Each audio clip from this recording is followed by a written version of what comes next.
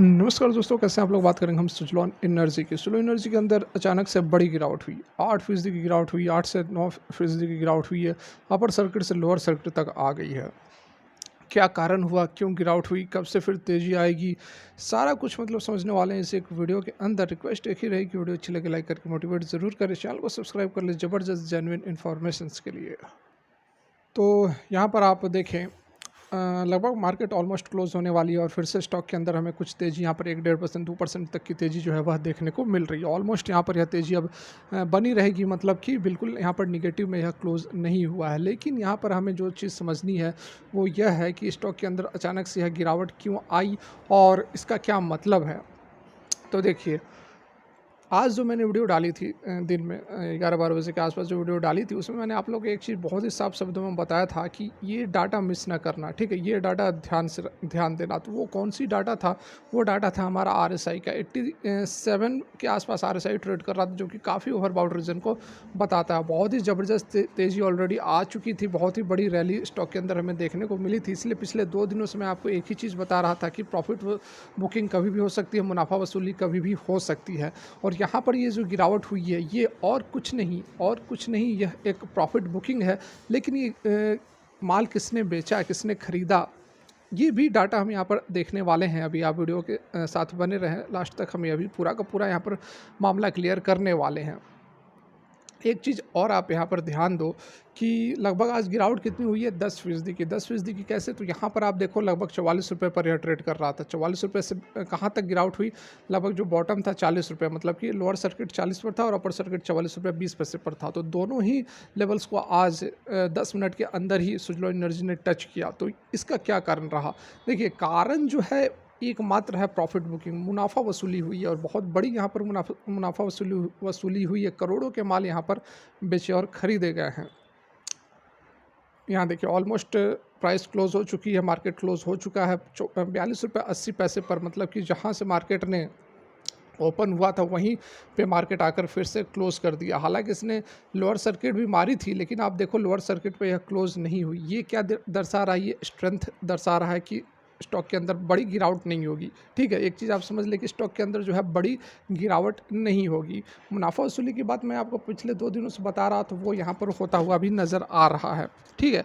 जो गिरावट हुई थी वही कारण था और इसमें कोई बहुत बड़ा कारण नहीं है, ठीक है। एक चीज़ और आप यहाँ पर ध्यान दो, आपको बिल्कुल सारी चीज़ें समझ में आने लगेंगी यदि आप प्राइस एक्शन को, आप कैंडल्स को पढ़ना सीख जाओगे।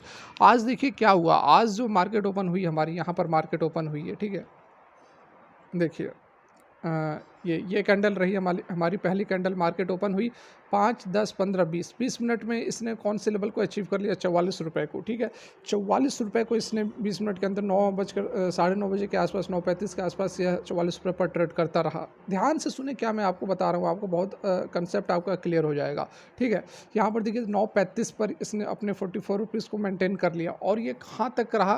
तो ये देखिए 9:30 बजे से लेकर लगभग 1:30 बजे तक, 9:30, 10:30, 11:30, 10:30, 11:30, 12:30, 1:30, मतलब कि 4 घंटे इसने कहाँ पर बिताया? देखो आप, 5 से 10 पैसे ऊपर नीचे, 44 रुपये, 43 रुपये 90 पैसे, 43 रुपये 95 पैसे, यही 10 से 15 पैसे, 20 पैसे मैक्सिमम यही रेंज रहा। तो बिल्कुल भी आपको मूवमेंट नज़र नहीं आई इस 4 घंटे के अंदर अंदर, ठीक है। कोई बता सकता है कि इस रेंज में हमें कोई भी मूवमेंट क्यों नज़र नहीं आई और उसके बाद ही यहाँ पर ये गिरावट क्यों हुई?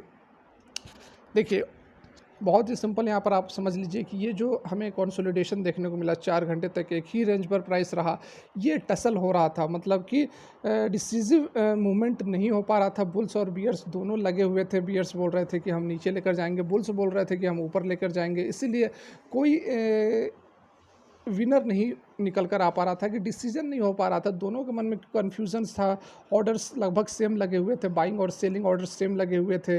बहुत ही बड़ा कन्फ्यूजन रहा और ये कंसोलिडेट होता रहा और 4 घंटे तक यह कंसोलिडेट किया। और कंसोलिडेट करने के बाद यहाँ पर अचानक से जो बुल्स थे वो अपना धैर्य खो बैठे और वो अपना वहाँ से पोजीशन उन्होंने क्लोज किया और बियर्स एक्टिव हुए। बियर्स इतनी अधिक क्वांटिटी लगी हुई थी, बियर्स की इतनी ज़्यादा यहाँ पर सेलिंग की क्वांटिटीज़ 44 रुपये के ऑर्डर पर लगी हुई थी कि अचानक से 1:30 बजे ही पूरा का पूरा 10% की, ठीक है, 10% की गिरावट हुई और 10% का यहाँ पर मुनाफा वसूली हुआ है 44 रुपये के लेवल पर। मैं आपको एक एक डाटा भी अभी दिखाऊंगा कि कितने लेवल्स पर कौन सी यहाँ पर प्रॉफिट बुकिंग हुई है। 44 रुपीज़ के लेवल पर 1:35 पर 1:30 पर ये ज़बरदस्त सेलिंग हुई, ठीक है।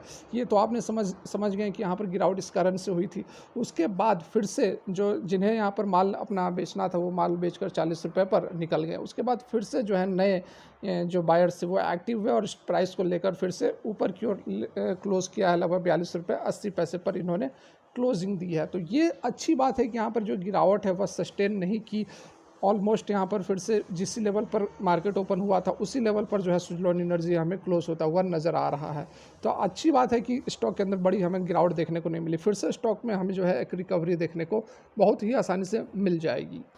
तो यहाँ पर आप देख सकते हैं हम आपको लेकर आ गए हैं आज का जो बिग ट्रेड हुआ, जो बिग डील्स हुई है वो आप यहाँ पर बिल्कुल देख सकते हैं। सुजलॉन एनर्जी का यह डाटा है, डाटा भी मैं आपको दिखा देता हूँ, सारा कुछ यहाँ पर क्लियर कर देता हूँ, उसके बाद ही आगे बढ़ेंगे। ये देखिए आप, intraday large deals for Suzlon energy और समय है आज का 17/11/2023।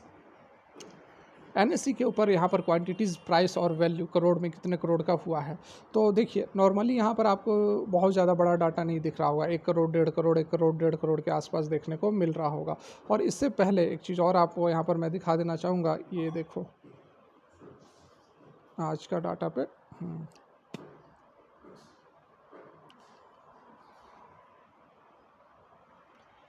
तो यहाँ पर देखिए जैसे ही मार्केट ओपन हुई आज के डेट में, ये जो मार्केट ओपन हुई है समय भी आप यहाँ पर देख सकते हैं।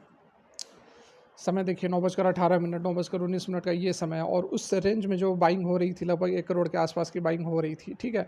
बाइंग होती है, कहाँ तक बाइंग पहुँचती है समय आप देखते रहें। जैसे कि मैंने आपको बताया कि तुरंत ही यहाँ पर जो अपर सर्किट लग गई थी।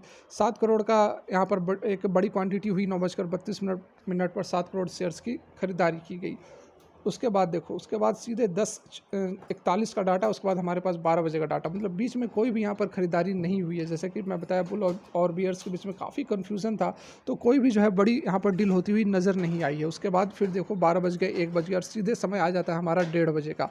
फिर जाकर 1:30 बजे यहाँ पर ख़रीदारी शुरू होती है, लगभग 1 करोड़ 2 करोड़ 2.8 बड़ी जो क्वान्टिटीज़ हैं वह बिकवाली होना शुरू हो जाती है। 1.5 करोड़ की, 3 करोड़ की, 1.55 2.26 इस तरह की जो क्वांटिटीज़ है यहाँ पर देख सकते हैं आप, फिर ख़त्म ही हो गई। तो बहुत ही कम यहाँ पर जो है आज के डेट में हमें ट्रेड होता हुआ नज़र आया है। और जो भी नज़र आया है वो लगभग हमारा जो टाइम है 9:30, उसके बाद 13:30 इसी रेंज में हुई है।